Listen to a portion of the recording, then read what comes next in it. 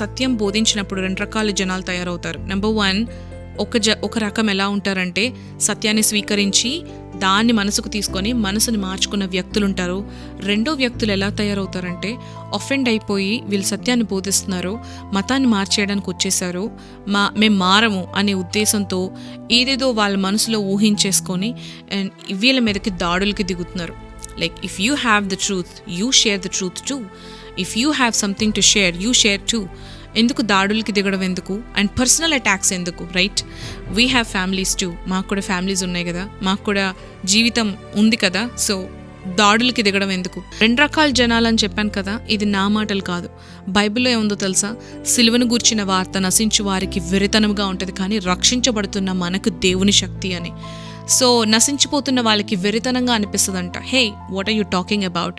ఏంటి అటు వెళ్తే లోయ ఉందా, పడిపోతున్నావా? మరి ఫ్లైఓవర్ అంతా బాగానే ఉందే, మాకేం అనిపించట్లేదే. నీకు అనిపించేవన్నీ నిజాలు కాదు కదా.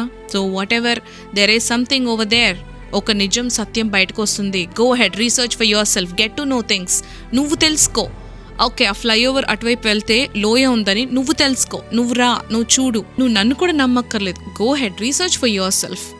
సో అది మనం రీసెర్చ్ చేసుకోవాలి. మనుషులు చెప్పింది గుడ్డిగా నమ్మేసి ముందుకు వెళ్ళిపోవాల్సిన అవసరం కూడా లేదు. Because you have a lot of things right now. Everything is possible, everything is there over the internet. So వెళ్ళి వెతకండి, వెతికి తెలుసుకోండి. బైబిల్లో ఉన్న దేవుడు నిజంగా సత్యవంతుడా? బైబిల్లో ఉన్న దేవుడు నిజంగా ప్రేమ స్వరూపియా?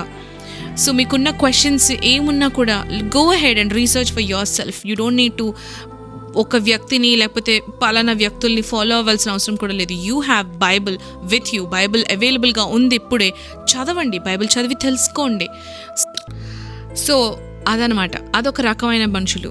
కానీ రక్షించబడుతున్న మనకి దేవుని శక్తి అని చెప్పారు. అది second category. Are you following into the first category or the second category? You decide.